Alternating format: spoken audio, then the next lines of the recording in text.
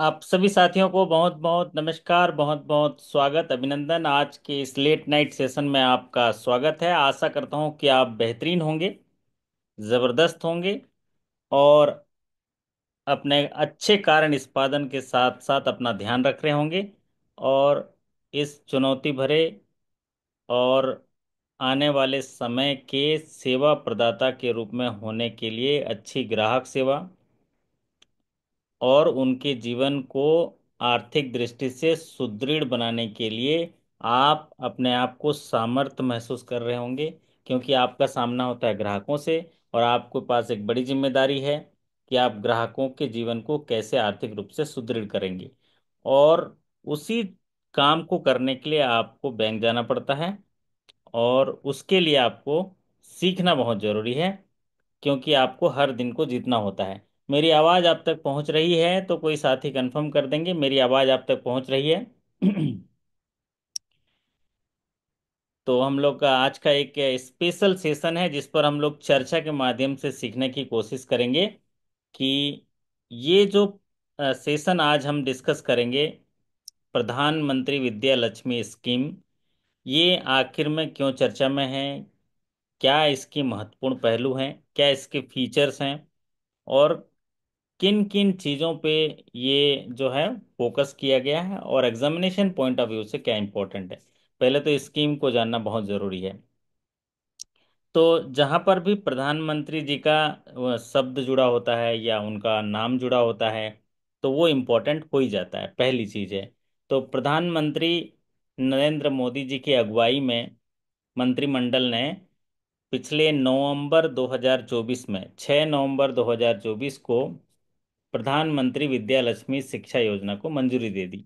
आप सभी इसको जानते भी होंगे, क्योंकि टीवी न्यूज़ के माध्यम से और सारी चीज़ों के माध्यम से इतनी तेज गति से आप तक पहुंचता है कि प्रधानमंत्री विद्या लक्ष्मी शिक्षा योजना को सरकार ने मंजूरी दी 6 नवंबर 2024 को। इसको लॉन्च किया। अब ये जो पहल किया गया सरकार के द्वारा, इस पहल का जो उद्देश्य है, समाज में आर्थिक रूप से कमजोर जो वर्ग के लोग हैं उनमें छात्रों को वित्तीय सहायता प्रदान करना। समाज में जो आर्थिक रूप से कमजोर लोग हैं और उनके बच्चे अगर पढ़ना चाहते हैं छात्र, तो उनको वित्तीय सहायता प्रदान करना। और विशेष रूप से उन परिवार के जो बेटा बेटी को ये योजना का लाभ देना जिनके परिवार की जो सालाना आय 8 लाख रुपए के से कम की आती है या 8 लाख रुपए तक की आती है। साथ ही साथ इस योजना में छात्रों के लिए उच्च शिक्षा को और अधिक सुलभ बनाने के लिए उनको इंटरेस्ट सब्सिडी देने के लिए और इंटरेस्ट सबवेंशन देने के लिए ये जो फायदा पहुंच पाए, ताकि उनको ब्याज का जो जोर है वो कम पड़े और उनको शिक्षा मिल पाए, अच्छी शिक्षा मिल पाए, ताकि वो अपना चरित्र निर्माण करें और उसके बाद देश के आर्थिक योगदान में मदद करेंगे। तो मुख्य मुख्य बातें आप लोग नोट कर लिए होंगे कि प्रधानमंत्री विद्या लक्ष्मी जो शिक्षा योजना है, इसको 6 नवंबर 2024 को लॉन्च किया प्रधानमंत्री जी ने। और इसका 2024-25 से लेके 2030 और 31 के लिए जो बजट आउटले रखा वो 3,600 करोड़। तो इसको जरा आप लोग नोट करना है या चर्चा करना है या लिखना है तो लिख लीजिए कि 2024-25 से लेके 2030-31 तक के जो उसका आर्थिक परिव्यय का जो कुल बजट आउटले रखा वो 3,600 करोड़ का। वो बजट इसलिए रखा जाता है क्योंकि ये सेंट्रल सेक्टर स्कीम है। तो सेंट्रल सेक्टर स्कीम है तो वो जो बेनिफिट पहुंचाएंगे वो कहाँ से होगा, इसलिए बजट आउटले रखा 3,600 करोड़। तो एक मुख्य बात तो आपके लिए इम्पोर्टेंट हो गया कि प्रधानमंत्री विद्या लक्ष्मी योजना 6 नवंबर 2024 को लॉन्च किया, प्रधानमंत्री जी ने लॉन्च किया। उद्देश्य था कि समाज में कमजोर वर्ग के जो परिवार हैं उनके बच्चों को अच्छी शिक्षा मिल पाए, उसके लिए वित्तीय सहायता प्रदान करना। साथ ही साथ इंटरेस्ट सब्सिडी प्रदान करना। पहले इंटरेस्ट सब्सिडी जो 4.5 लाख रुपए तक के सालाना इनकम के परिवारों के बच्चों को था, जिसको central sector interest subsidy scheme कहते हैं, उसको बढ़ाकर इंटरेस्ट सबवेंशन तक ले जाना, 4.5 लाख से लेके 8 लाख तक। और जो इंटरेस्ट सबवेंशन को जो है 3% तक देना, ये चीज़ें हैं जो डिटेल में हम लोग आगे पढ़ेंगे भी। तो ये जो इम्प्लीमेंटिंग मिनिस्ट्री है इसका, जिसको सेंट्रल सेक्टर स्कीम कहते हैं, ये शिक्षा मंत्रालय इसको देखता है। ये शिक्षा मंत्रालय जो है, मिनिस्ट्री ऑफ एजुकेशन। तो इसकी सारी चीज़ों को हम लोग डिस्कस करेंगे। और आप जरा बताएंगे, ये पावर पॉइंट आपको विजिबल है, पीपीटी दिख रहा है, और ऑडियो वीडियो क्लियर है, तो हम लोग सेशन स्टार्ट करेंगे। अब आप में से कोई चैट बॉक्स या माइक ऑन करके बता बता दीजिए कि आपको सारी चीज़ें ओके हैं। एक भूमिका आपने सुन ली है योजना के बारे में। ओके। ओके, बढ़िया है। आपको आवाज़ आ रही है ना? ओके सर, बिल्कुल ओके। चलिए, मनोज जी ने बोल दिया ओके है, तो फिर ओके है। तो विद्या लक्ष्मी स्कीम जो योजना है, मैंने आपको बताया, इस योजना में इसलिए इम्पोर्टेंट है क्योंकि सरकार की जहाँ भी विशेष योजनाएं होती हैं, वो बैंकों के लिए इम्पोर्टेंट होती हैं, और सबसे ज़्यादा महत्वपूर्ण होती हैं उन लोगों के लिए जिन लोगों के लिए योजना बनाई गई है। तो आप सोचिए, ये योजना बनाई गई है भारत के आम जनता के लिए, कमजोर वर्ग के समाज के जो लोग हैं, जो उच्च शिक्षा अच्छे इंस्टीट्यूट में, रिकॉग्नाइज इंस्टीट्यूट में, सेलेक्टेड इंस्टीट्यूट में अपने बच्चों को नहीं पढ़ा पाते, तो उनके लिए वित्तीय सहायता प्रदान करना तो कितना इम्पोर्टेंट होगा ये स्कीम। और जब उनके लिए इम्पोर्टेंट है, सरकार के लिए इम्पोर्टेंट है, जनता के लिए इम्पोर्टेंट है, तो बैंक के लिए भी इम्पोर्टेंट है, और उससे कहीं ज़्यादा एग्जामिनेशन के लिए इम्पोर्टेंट है। इसलिए पढ़ना बहुत ज़रूरी है। तो प्रधानमंत्री विद्या लक्ष्मी योजना एक ऐसा एजुकेशन लोन स्कीम है जिनमें हायर एजुकेशन 860 इंस्टीट्यूट्स को सेलेक्ट किया गया है। सेलेक्टेड 860 इंस्टीट्यूशंस में अगर कोई एजुकेशन लेता है, तो उनको वित्तीय सहायता प्रदान करने के लिए एक विशेष योजना है, जिसे प्रधानमंत्री विद्या लक्ष्मी योजना कहते हैं, जिसका शुभारंभ 6 नवंबर 2024 को किया गया। तो वही चीज स्क्रीन पर है जो मैंने अभी बात कही। The union cabinet on 6 November 2024 approve प्रधानमंत्री Vidya Lakshmi, a central sector schemes to financial support to the meritorious student, so that the financial constraints do not prevent any youth of India from pursuing quality higher education।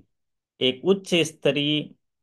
उच्च शिक्षा से कोई भी होनहार छात्र वंचित न रहे, ये उद्देश्य से ये सेंट्रल सेक्टर स्कीम्स बनाई गई, ताकि समाज के कमजोर वर्ग के जो लोग हैं, उनके बच्चे भी अगर मेरिटोरियस हैं, पढ़ना चाहते हैं, तो उनको वित्तीय सहायता प्रदान करना। ये है प्रधानमंत्री विद्या लक्ष्मी शिक्षा योजना, जो मैं चर्चा में आपको बता चुका।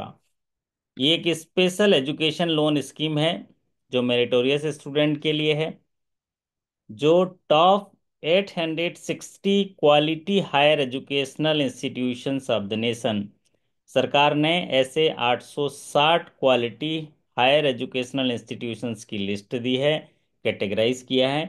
अगर वहाँ पर एडमिशन लेते हैं, तो ये एक स्पेशल एजुकेशन लोन की स्कीम्स है। और ये स्कीम्स जो है, ये विद्या लक्ष्मी शिक्षा योजना के तहत है। और इस स्कीम को जो है डिपार्टमेंट ऑफ हायर एजुकेशन इसको डिसाइड किया है, सेलेक्ट किया है, जो शिक्षा मंत्रालय के अधीन है। ये सेंट्रल सेक्टर स्कीम है। और इस योजना की जो खास बात है, जैसा कि मैंने बताया भी, इस योजना में लोन जो है कोलेटरल फ्री प्रदान किया जाता है, गारंटी फ्री प्रदान किया जाता है। और ऐसे लोग जो अ, जिनकी आय कम है, उनको जो है इस योजना का लाभ दिया जाता है, वो भी कोलेटरल फ्री और गारंटी फ्री लोन। एक simple, transparent, student friendly and entire digital application process through the new प्रधानमंत्री विद्या लक्ष्मी पोर्टल। अगर कोई मेरिटोरियस स्टूडेंट इस विद्या लक्ष्मी पोर्टल के माध्यम से अप्लाई करता है, तो उसको जो है एक simple, transparent, student friendly process के तहत इस योजना का लाभ ले सकते हैं। उनको ये पोर्टल से ही प्रोसेस करना पड़ेगा, ये मैंडेटरी है। प्रधानमंत्री विद्या लक्ष्मी पोर्टल से ही एप्लीकेशन प्रोसेस करना पड़ेगा, ये डिजिटल एप्लीकेशन प्रोसेस है। स्टूडेंट की एलिजिबिलिटी देख लीजिए, इस योजना में कौन से स्टूडेंट को लाभ मिलेगा। Student admitted through open competitive examination. जब भी हम बड़े इंस्टीट्यूशंस में शिक्षा के एडमिशन की बात करते हैं तो वहाँ पर एक इंट्रेंस टेस्ट होता है, कंपटीशन एग्जामिनेशन होता है, और वहाँ पर मेरिट बेस्ड एडमिशन होते हैं। ऐसे सरकार के जो department of higher education in India, उन्होंने आइडेंटिफाई किया है 860 क्वालिटी हायर एजुकेशनल इंस्टीट्यूशंस। ऐसे जो QHEI जिसको बोलते हैं, हायर एजुकेशनल इंस्टीट्यूशन, जो क्वालिटी वाले डिसाइड किया है गवर्नमेंट ने, वहाँ पर अगर इंट्रेंस टेस्ट से कंपटीशन एग्जामिनेशन से एडमिशन होता है तो वो एलिजिबल होगा।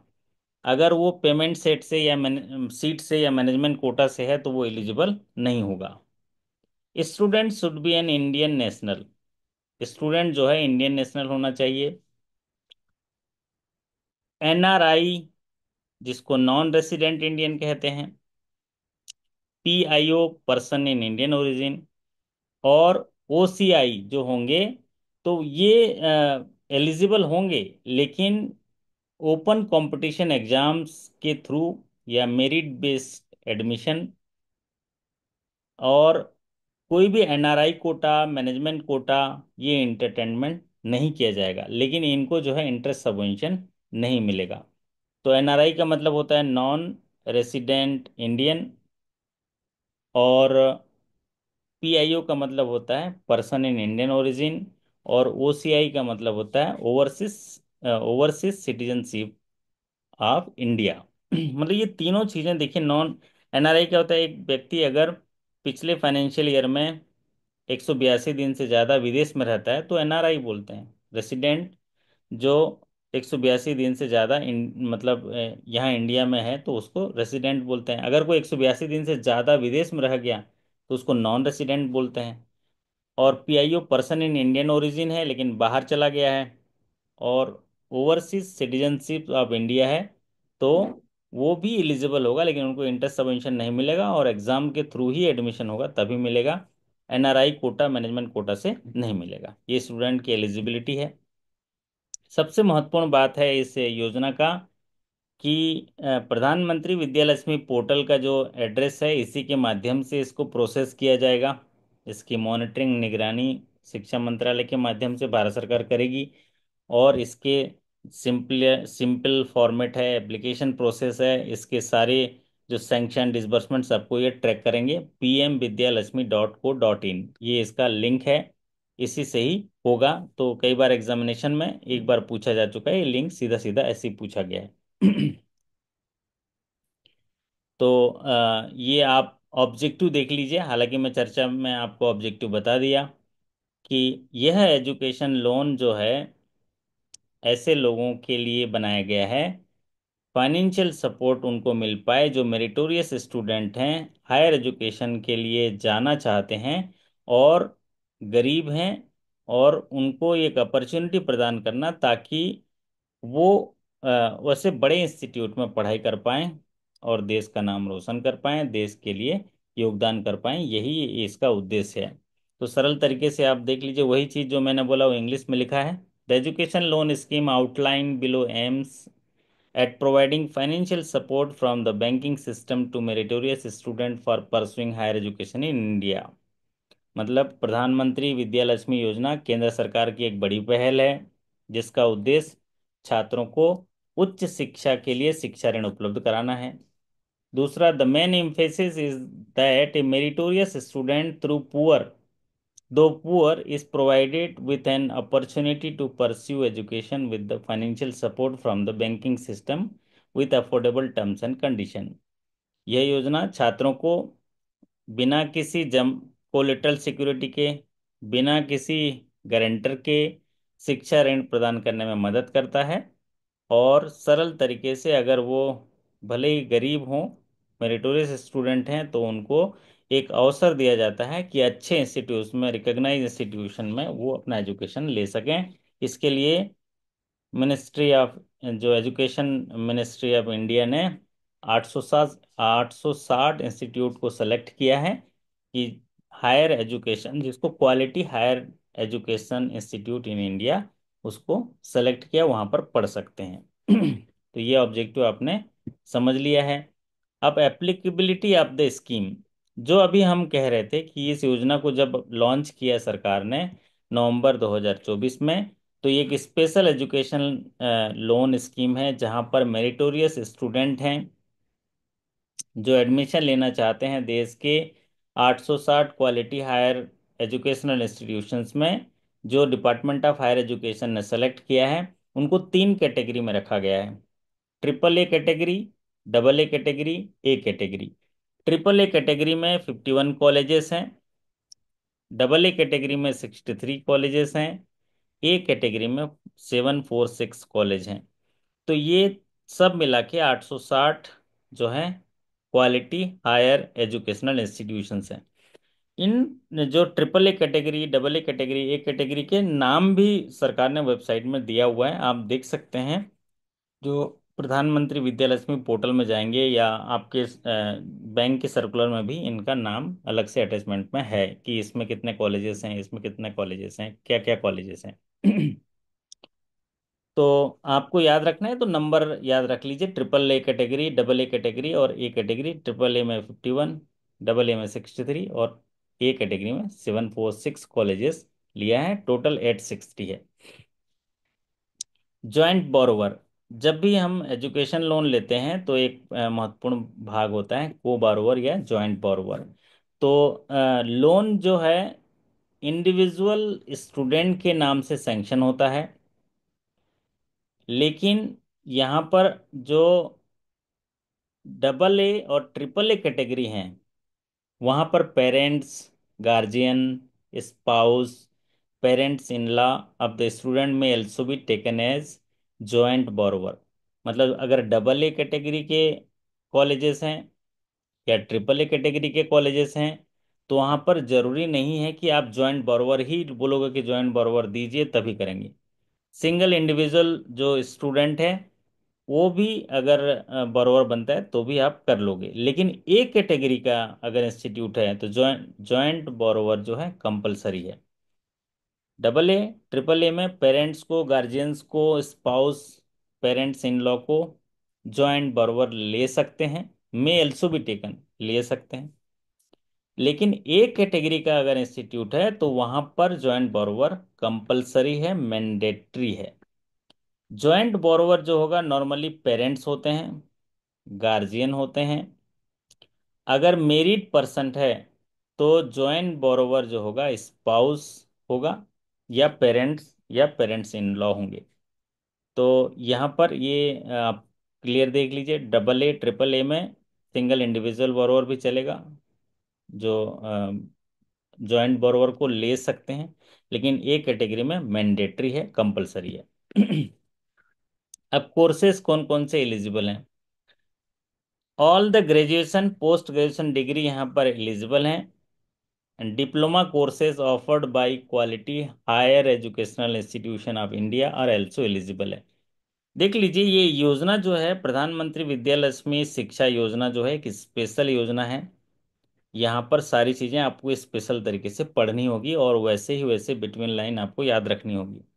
तो इसमें कोर्स एलिजिबल हैं सभी ग्रेजुएशन और post graduation degree, diploma courses, मतलब जो भी क्वालिटी हायर एजुकेशनल इंस्टीट्यूशन जो 860 सेलेक्ट किया है उनके द्वारा ग्रेजुएशन, पोस्ट ग्रेजुएशन या डिप्लोमा कोर्सेज ऑफर किया जा रहा है, वो कोर्सेज यहाँ पर इलिजिबल होंगे।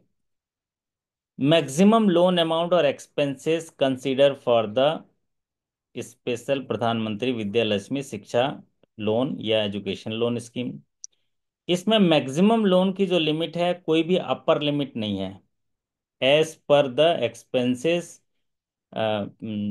जहाँ पर वहाँ पर एक्सपेंसेस जो उस कोर्स के लिए लगेगा वो सारी चीज़ें कवर होंगी, कोई भी अपर लिमिट नहीं है।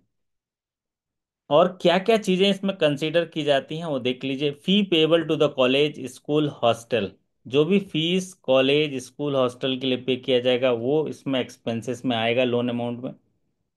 Reasonable lodging and boarding charges will be considered in case of student chooses is required to opt for outside accommodation।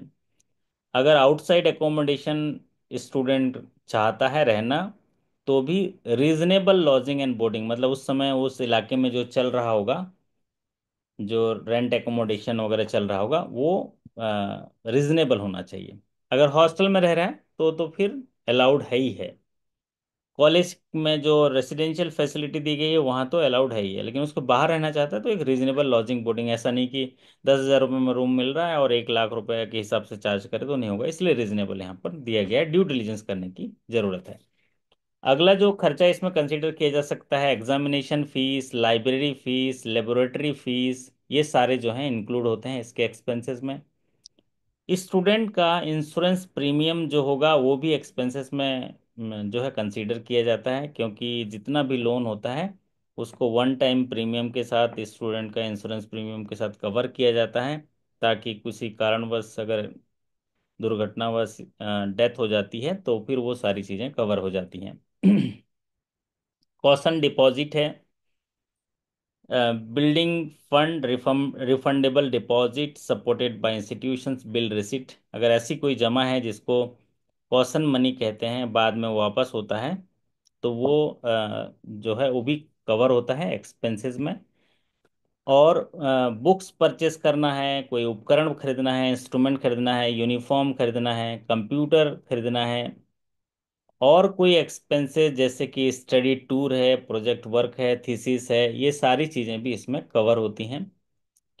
और क्वालिटी हायर एजुकेशनल इंस्टीट्यूशंस के द्वारा अगर कोई भी रिफंडेबल या नॉन रिफंडेबल फीस वहाँ स्ट्रक्चर में, फीस स्ट्रक्चर में दिया गया, वो भी कवर होगा।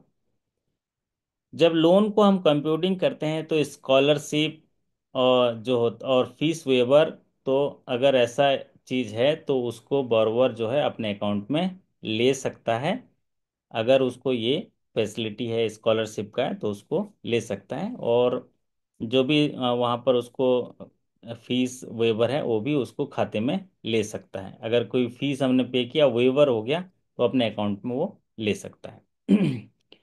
If the scholarship component is included in the loan assessment and undertaking from the student, अगर कोई स्कॉलरशिप कंपोनेंट इंक्लूड किया गया है तो एक अंडरटेकिंग लेना पड़ेगा कि जो स्कॉलरशिप अमाउंट उसको मिलेगा वो लोन अकाउंट में ही क्रेडिट होगा जब भी गवर्नमेंट से वो मिलेगा। ये बात कही गई है, ये सारी चीज़ें अब उस एक्सपेंसेस में कवर होगा। एक ट्रिपल ए कैटेगरी के जो इंस्टीट्यूट्स हैं वहाँ पर अगर एडमिशन होता है तो थोड़ा सा दायरा और बढ़ जाता है एक्सपेंसेस का। ट्रेवल एक्सपेंसेस है, फॉरेन यूनिवर्सिटी अगर एक्सचेंज प्रोग्राम में कहीं जा रहे हैं, विजिट प्रोग्राम है, कोई यहाँ पर पढ़ रहे हैं 860 इंस्टीट्यूट में इंडिया में, लेकिन कोई फॉरेन यूनिवर्सिटी को विजिट करने जाते हैं ताकि नॉलेज एक्सचेंज होगा, तो वहाँ पर उनका जो खर्चा होगा वो भी एक्सपेंसेस में कवर होगा। Living expenses up to ₹2,40,000 on per annum on declaration basis within overall sanction limit. जो ओवरऑल सेंक्शन लिमिट है उसके अंदर 2,40,000 तक का लिविंग एक्सपेंसेस जो है डिक्लेरेशन बेसिस पे मिल जाएगा। मतलब 2,40,000 तक बोलता है कि मेरे जीने खाने का जो खर्चा है 2,40,000, तो डिक्लेरेशन बेसिस पे मिल जाएगा। उसके ऊपर है तो फिर एक्चुअल बेसिस पे मिलेगा, रिसीट बिल वगैरह देने के बाद। Purchase of new mobile handset, नया मोबाइल, टैबलेट, लैपटॉप, ये सारे सैंक्शन लिमिट के अंदर है तो वो उनको शामिल किया जाएगा। और मेंबरशिप या कोई सब्सक्रिप्शन है, एलुमनी प्रोफेशनल ऑर्गेनाइजेशन है, अगर कोई मीटिंग हो रही है कहीं पुराने स्टूडेंट के साथ, एलुमनी सेरेमनी हो रहा है ऑर्गेनाइजेशन में, तो कोई प्रोफेशनल मीटिंग्स हो रही है वहाँ मेंबरशिप सब्सक्रिप्शन है, तो वो भी कवर किया जाएगा ट्रिपल ए कैटेगरी में। तो आप देखते चलिए क्या क्या चीज़ें जो है आपके खर्चे में वो शामिल हो रहा है, कंसीडर किया जा सकता है लोन में। डबल ए कैटेगरी के इंस्टीट्यूट्स में अगर कोई एडमिशन लेता है छात्र, तो वहाँ travel expenses, visit to foreign university in exam exchange programme, तो डबल ए कैटेगरी में भी अगर फॉरेन यूनिवर्सिटी को जो है टूर हो रहा है तो उसका खर्चा। लिविंग एक्सपेंसेस 1,80,000 पर एनम ऑन डिक्लेरेशन बेसिस। जब ट्रिपल ए था तो वहाँ 2,40,000 था लिविंग लिविंग एक्सपेंसेस, और यहाँ पर लिविंग एक्सपेंसेस जो है 1,80,000। Purchase of reasonably quality laptop, एक क्वालिटी लैपटॉप खरीदने के लिए जो खर्चा है वो भी दिया जाएगा। मेंबरशिप एंड सब्सक्रिप्शन अगर एलिमनी प्रोफेशनल ऑर्गेनाइजेशन है वो भी डबल ए कैटेगरी में मिलेगा। तो ये सारे खर्चे जो हैं आपके कंसीडर होंगे किसमें, आपके जो लोन में कंसीडर होंगे। एक और एडिशनल फैसिलिटी है इस योजना में, ओवरड्राफ्ट लिमिट दिया जाता है। जो भी सैंक्शन लिमिट बनाई गई है उस सैंक्शन लिमिट का 10% जो है ओवरड्राफ्ट लिमिट दी जाती है। एजुकेशन लोन जैसे जितना की लिमिट सैंक्शन हुई है उसका 10% जो है ओडी लिमिट दिया जाएगा, और उसकी लिमिट मैक्सिमम है 25,000। 25,000 है। ट्रिपल ए कैटेगरी और डबल ए कैटेगरी को मिलता है, और ए कैटेगरी वालों को ओडी लिमिट नहीं मिलता है। तो ये प्रधानमंत्री Vidya Lakshmi education loan schemes के फीचर हैं। ओडी लिमिट का मैक्सिमम अमाउंट 25,000 ले लीजिए, सेंक्शन लिमिट का 10% वो सब लिमिट मिलेगा ओडी लिमिट में, और ओडी लिमिट में वो कैश भी यहाँ पर निकाल सकते हैं, वो मैक्सिमम 25,000 तक है। अब रेट ऑफ इंटरेस्ट, इसका एक स्पेशल फीचर है रेट ऑफ इंटरेस्ट का। जैसा कि आप अभी स्कीम को पढ़े तो आप जान गए कि प्रधानमंत्री विद्या लक्ष्मी योजना में 860 इंस्टीट्यूशंस हैं, जिसमें ट्रिपल ए कैटेगरी में 51 हैं, डबल ए कैटेगरी में 63 हैं, और ए कैटेगरी में 746 हैं। तो टोटल 860 इंस्टीट्यूशंस हैं। अगर ट्रिपल ए कैटेगरी में कोई एडमिशन लेता है तो उसका जो रेट ऑफ इंटरेस्ट होता है एजुकेशन लोन में वो रेपो रेट प्लस 1.50 है, और रेपो रेट अभी 6% है, इसलिए वहाँ पर रेट ऑफ इंटरेस्ट 7.50% होगा। विद्या लक्ष्मी अगर डबल ए इंस्टीट्यूशंस में है तो रेपो रेट प्लस 1.7% है। रेपो रेट करंट में 6% है, इसलिए 7.70% है। विद्या लक्ष्मी ए इंस्टीट्यूशंस हैं तो वहां पर अगर कोई छात्र पढ़ता है तो उसका रेट ऑफ इंटरेस्ट 9.50 होगा। ज़्यादातर रेट ऑफ इंटरेस्ट जो है हम साधारण स्कीम में नहीं पढ़ते क्योंकि वेरिएशन बहुत ज़्यादा होता है, लेकिन चूंकि ये स्पेशल स्कीम है इसमें कम ब्याज दर पर लोन दिया जाता है, इसलिए आपको इसको याद रखना है। जैसे प्रधानमंत्री विश्वकर्मा योजना, इसमें रेट ऑफ इंटरेस्ट 5% है, डीआरआई में 4% है, किसान क्रेडिट कार्ड में इंटरेस्ट सबवेंशन होते हैं, तो इसलिए इनको याद रखते हैं। ठीक उसी तरह प्रधानमंत्री विद्या लक्ष्मी में देखिए 3 कैटेगरी हैं, triple A, double A and A category के जो इंस्टीट्यूशंस हैं उनमें रेट ऑफ इंटरेस्ट अलग अलग हैं। Repo rate plus 1.50% triple A category के लिए है, 7.50। रेपो रेट प्लस 1.70% जो है वो डबल ए कैटेगरी के लिए है, और ए कैटेगरी के जो इंस्टीट्यूशंस हैं वहाँ RBLR प्लस 0.50 है, 9.5। यहाँ RBLR जो है वो 9% है। RBLR क्या होता है, रेपो बेस्ड लेंडिंग रेट होता है, और रेपो बेस्ड लेंडिंग रेट जो है बैंक डिसाइड करती है। जब जब भारत सरकार की मॉनेटरी पॉलिसी कमेटी जो रिजर्व बैंक गठित करती है, रिजर्व बैंक की मॉनेटरी पॉलिसी कमेटी बैठक करती है 2-2 महीना में, और वो रेपो जो है डिसाइड करती हैं या रेपो में फेरबदल करती हैं। तो उसके 15 दिनों के अंदर अंदर बैंक भी रेपो बेस्ड लेंडिंग रेट बना लेता है। तो वो जो रेपो बेस्ड लेंडिंग रेट है वो अभी 9% है, और उसमें 0.50% जो है आपका एडिशनल लगेगा एक कैटेगरी के लिए, तो इसीलिए यहाँ 9.5 है। अब चलते हैं आगे। मार्जिन, डबल ए कैटेगरी और ट्रिपल ए कैटेगरी के इंस्टीट्यूशंस हैं तो वहां पर कोई मार्जिन नहीं। अगर उनका खर्चा जो है 20 लाख 25 लाख का होता है तो कोई मार्जिन नहीं, पूरा पैसा पूरा जो है सैंक्शन कर देगा। अगर ए कैटेगरी का इंस्टीट्यूशन, आप सोचिए ट्रिपल ए और डबल ए कैटेगरी के इंस्टीट्यूशन सरकार ने सेलेक्ट किया होगा तो कैसी संस्थाओं को सेलेक्ट किया होगा। ये देश के जाने माने जो बेहतरीन इंस्टीट्यूट होंगे, जैसे ट्रिपल ए में 51 है, डबल ए में जो है वो 63 हैं, तो 51, 51 और 63, तो 54, मतलब 114 114 इंस्टीट्यूशंस हैं। तो ये टॉप इंस्टीट्यूट होंगे, यहाँ पर बच्चा गया मतलब उसको कैंपस सिलेक्शन होना ही होना है, उसको जॉब लगना ही लगना होगा, ये सुनिश्चित होगा। इसीलिए यहाँ पर कोई मार्जिन नहीं। एक कैटेगरी में 746 इंस्टीट्यूशन है, अगर 4 लाख तक लोन है तो कोई मार्जिन नहीं, और 4 लाख से ऊपर का अगर लोन है तो फिर 5% मार्जिन है। तो 5% मार्जिन है, तो ये मार्जिन आप याद रख लीजिए।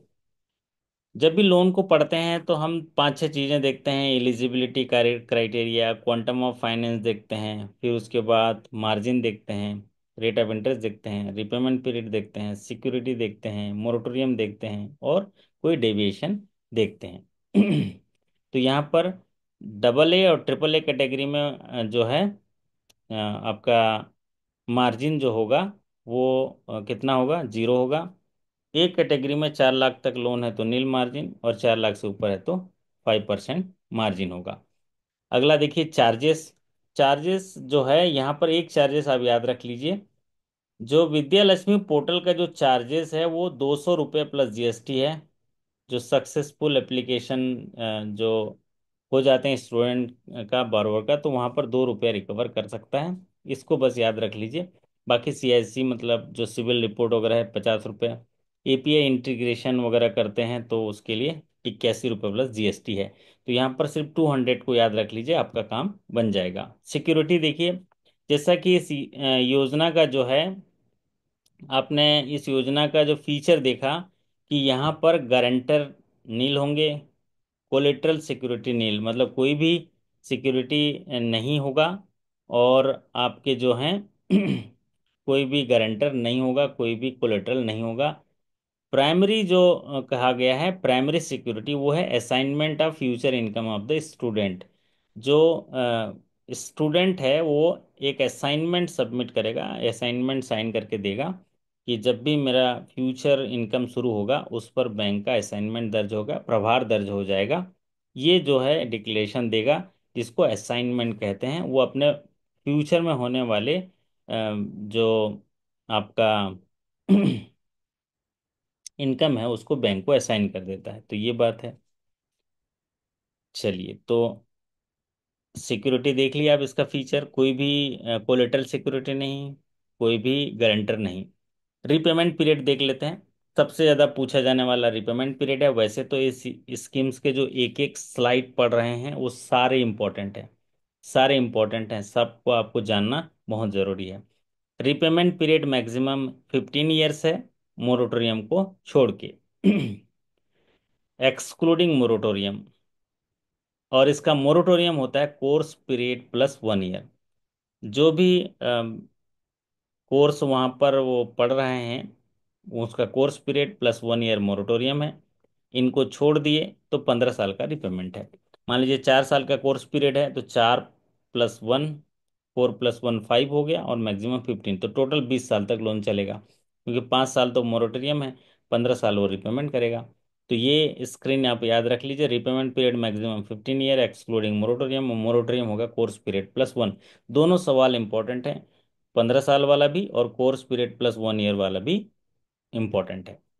इंश्योरेंस, एक कॉम्प्रिहेंसिव लाइफ इंश्योरेंस पॉलिसी लिया जाता है, स्टूडेंट जो है एजुकेशन लोन लेता है, और जितना एजुकेशन लोन का अमाउंट है उसका, और जितना minimum period of loan amount है। मिनिमम पीरियड क्या होता है, course period plus moratorium plus repayment. जैसे मैं यहाँ एग्जांपल दिया, 4 साल का कोर्स पीरियड है, 1 साल का आपका कोर्स पीरियड प्लस 1 मोरेटोरियम होगा, और फिर 15 साल, तो 15 और 5 20, 20 साल का कम से कम उसको कवर होना चाहिए। और लोन अमाउंट जितना है उसका लोन अमाउंट के बराबर उतना कॉम्प्रिहेंसिव लाइफ इंश्योरेंस पॉलिसी लेना है, और एक टर्म इंश्योरेंस लेना है, एक बार प्रीमियम लेना है और उसकी पूरी लाइफ को वो कवर करे। It should be obtain and assign in the favour of bank. और जो पॉलिसी है वो बैंक के फेवर में असाइनमेंट हो जाएगा, उसका प्रभार दर्ज हो जाएगा, ताकि उसकी घटना दुर्घटना पर कुछ होता है तो फिर वो पैसा जो है उसका क्लेम बैंक के पास आएगा। तो ये कॉम्प्रिहेंसिव लाइफ इंश्योरेंस कवरेज होनी चाहिए उस स्टूडेंट का। क्रेडिट गारंटी, जो सबसे ज्यादा पूछा जाता है, यही वाला part. Credit guarantee equivalent to 75% of loan amount for loan up to ₹7.5 lakhs will be available irrespective of family income. Family income कैसा भी हो, अगर लोन 7.5 लाख रुपए तक लिया गया है तो ये कवरेज करता है NCGTC के माध्यम से क्रेडिट गारंटी। और वो उसका एक कवरेज होता है 75% ऑफ लोन अमाउंट। तो 75% कवरेज होगा क्रेडिट गारंटी में। लोन अमाउंट 7.5 लाख, ये याद रख लिया जाए। क्रेडिट गारंटी बेनिफिट अंडर प्रधानमंत्री Vidya Lakshmi shall be admissible only once either for the undergraduate और पोस्ट ग्रेजुएट और इंटीग्रेटेड कोर्स। एक ही बार मिलेगा, इस क्रेडिट गारंटी का फायदा बार बार नहीं मिलेगा। चलिए, इंटरेस्ट सबवेंशन, ये जो है बढ़िया पार्ट है इंटरेस्ट सबवेंशन। देखिए, आप लोगों ने देखा होगा कि 4.5 लाख रुपए तक उसका अगर फैमिली इनकम है सालाना, तो उसको इंटरेस्ट सबवेंशन मिलता था CSIS, central sector interest subsidy schemes में। और पूरे पिछले अगर 3 साल को देखेंगे तो सबसे ज्यादा पूछा जाने वाला सवाल रहता था कि इसमें कितना इंटरेस्ट सब्सिडी मिलता है। तो आप लोग का आंसर होता था entire interest will be waived. मतलब पूरा पूरा 100% मिलता था अगर उसकी सालाना इनकम उनके परिवार की 4.50 लैक्स है। तो सेंट्रल सेक्टर जो सब्सिडी स्कीम्स है उनमें उनका इंटरेस्ट सब्सिडी जो मैक्सिमम लोन 10 लाख रुपए तक होता था, उसमें जो है 100% इंटरेस्ट सबवेंशन मिल जाता था। अभी इस योजना में क्या बात है कि अगर एजुकेशन लोन 10 लाख से ऊपर है तो इंटरेस्ट सबवेंशन मिलेगा। 10 लाख तक तो 100% मिलता था, 10 लाख से ऊपर है तो भी मिलेगा। लेकिन यहाँ पर लिखा है कि 10 लाख से ऊपर का भी लोन है तो इंटरेस्ट सबवेंशन जो 100% है वो 10 लाख तक ही रहेगा। आगे इंटरेस्ट सबवेंशन कैसे मिलेगा, आगे वाले आप टेबल में आपको क्लियरिटी आएगी। ये एक टेबल है, देखिए। इंटरेस्ट सबवेंशन, अगर एनुअल इनकम 4.50 लैक्स तक है फैमिली का, तो अगर वो टेक्निकल और प्रोफेशनल कोर्सेज कर रहे हैं तो 100% इंटरेस्ट सबवेंशन मिलेगा, मतलब entire interest will be waived. अगर अदर कोर्सेज है, टेक्निकल या प्रोफेशनल छोड़ के अदर कोर्सेज है, तो 3% इंटरेस्ट सबवेंशन मिलेगा PM विद्या लक्ष्मी पोर्टल। 4.5 लाख से लेके 8 लाख तक है तो 3% इंटरेस्ट सबवेंशन मिलेगा, 3% इंटरेस्ट सबवेंशन मिलेगा।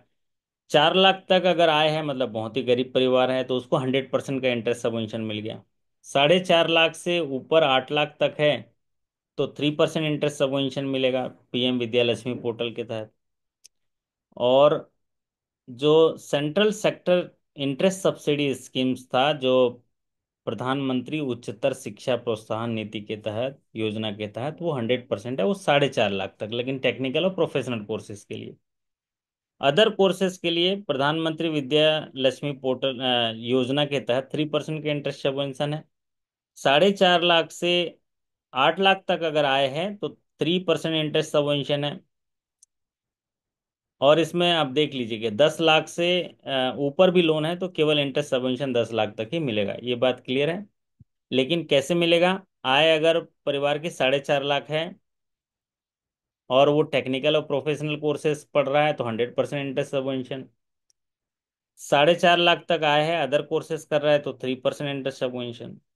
4.5 लाख से 8 लाख तक की आय है तो 3% इंटरेस्ट सबवेंशन, चाहे कोई भी कोर्स हो।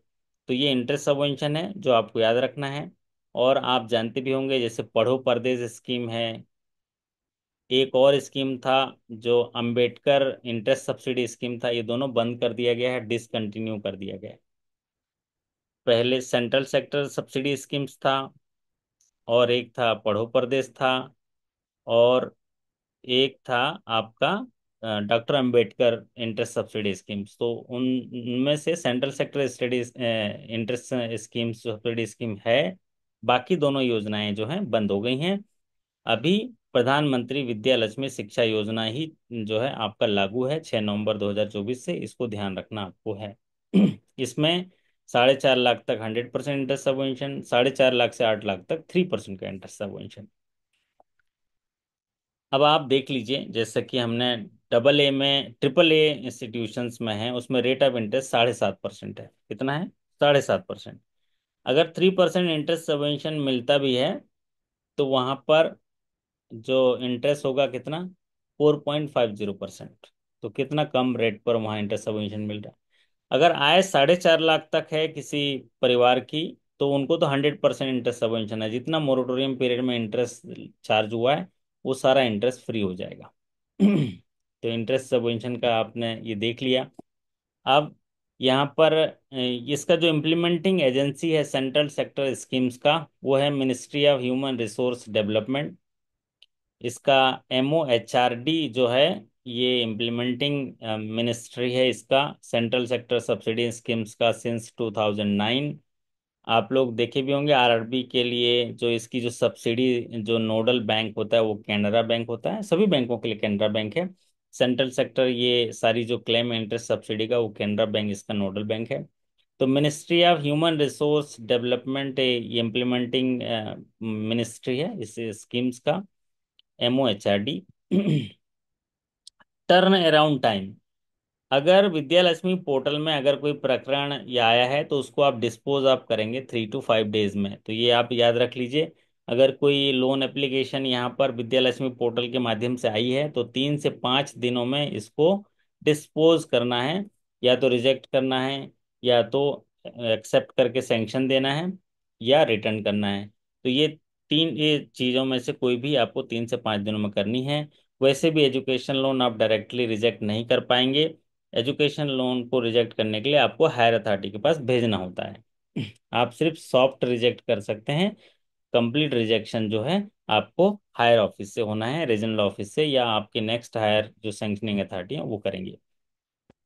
सिविल की बात है, threshold limit trans union CIBIL 700, pre 5 marks 700, Experian 700, Equifax 700। तो आपका सिविल स्कोर जो है 700 रहेगा, प्री 5 मार्क्स CIC सारे जो है 700 होंगे। प्रियरिटी सेक्टर कैटेगराइजेशन, अभी हाल ही में आप लोगों ने प्रियरिटी सेक्टर के डिटेल वीडियो देखे होंगे, उसमें बहुत सारे बदलाव आए हैं। और ये पूरा जिंदगी बदलाव है। मतलब बदलाव जीवन का हिस्सा है, और मैं तो बोलता हूँ जीवन ही बदलाव का किस्सा है। तो पहले एजुकेशन लोन 10 लाख रुपए तक जो था वो प्रियरिटी सेक्टर का हिस्सा होता था, बाद में कोविड के समय इसे बढ़ाकर 20 लाख किया गया, और वर्तमान में अभी ये सीलिंग जो है 25 लाख हो गया। मतलब 25 लाख रुपए तक के कोई भी एजुकेशन लोन देते हैं तो वो प्रियरिटी सेक्टर का हिस्सा होगा। Loans to individual for educational purpose including vocational courses non exceeding ₹25 lakhs will be considered as eligible for priority sector classification as per the revised guideline issued by RBI on February-March 2025। तो अप्रैल से ये जो लागू हो गया है priority sector में, मार्च से लागू हुआ है। तो ये 25 लाख रुपए तक के जो लोन हैं वो प्रियरिटी सेक्टर का हिस्सा होंगे, 25 लाख से ऊपर हो गया तो नॉन प्रियरिटी में चला जाएगा। तो आज के इस विशेष स्कीम्स में इतना ही। आज हम पढ़ रहे थे प्रधानमंत्री विद्या लक्ष्मी पोर्टल, जिसके बारे में अभी आप लोगों ने डिटेल देखा भी कि प्रधानमंत्री विद्या लक्ष्मी को कितना आपने सरल तरीके से पढ़े और जान पाए। और हमेशा याद रखिए, हमेशा धन्यवाद अपना करते रहिए, भगवान से एक ही बात बोलिए कि मुझे तूने मालिक सब कुछ दिया है, तेरा शुक्रिया है, तेरा शुक्रिया है। क्या बोले? मुझे तूने मालिक सब कुछ दिया है, तेरा शुक्रिया है, तेरा शुक्रिया है। मुझे तूने मालिक बहुत कुछ दिया है, तेरा शुक्रिया है, तेरा शुक्रिया है। हमारे मनोज जी कुछ कहना चाहते हैं। मनोज जी, मजा आ रहा है पढ़ने में, अच्छा लग रहा हाँ है? सर, बहुत अच्छा लग रहा है। अच्छा लग रहा है? हाँ, बहुत बढ़िया सर। गर्मी लग रही है आपकी तरफ है? अरे नहीं सर, ऐसी है। AC है? हाँ अरे जी, हाँ वाह, जी। ये जलवा है ना। हाँ हाँ। क्या बात है। तो पढ़ना थैंक बहुत यू सर, बहुत अच्छा लगा। सीखना भी सर, जरूरी। आपका समझाने का जो तरीका है वो मुझे तो बहुत ही अच्छा लगता है। क्या बात। बहुत ही बढ़िया। एक बात ध्यान रखिए, जब तक सांसें चल रही ना सब कुछ संभव है। जब तक सांसें चल रही है सब, तब तक सब कुछ अच्छा है, इसलिए हमेशा शुक्रिया अदा करिए। थोड़ी बहुत कुछ परेशानी आती है तो उसको दरकिनार करिए। आप अगर रिच होना चाहते हैं ना, तो आपको बहुत सारी चीजों को छोड़ना पड़ेगा। लोग बोलते हैं मैं सब चीजों को पकड़ूंगा तो रिच होऊंगा। नहीं नहीं, ऋचा जैन जी को देखिए, देखो वो रिच हैं, तो क्योंकि उन्होंने बहुत सारी चीजों को त्याग दिया है। जैसे जैसे आप त्यागोगे ना, वैसे वैसे आप रिच हो जाओगे। है ना ऋचा जी, आप मेरी बात से सहमत हैं? हाँ, वो तो जरूर सहमत होंगे क्योंकि उन्होंने लिखा है। आवाज कहाँ चली गई? हाँ जी। जी सर। तो हमारे मनोज जी देखिए, एसी चल रहा है बढ़िया, एसी के। हाँ ऋचा जी, सही बात। आप तक मेरी बात पहुंच रही है। जी सर। हाँ देखिए, आप ना रिच बनना चाहते हैं ना ऋचा जी की तरह, तो बहुत सारी चीजों को छोड़ना है।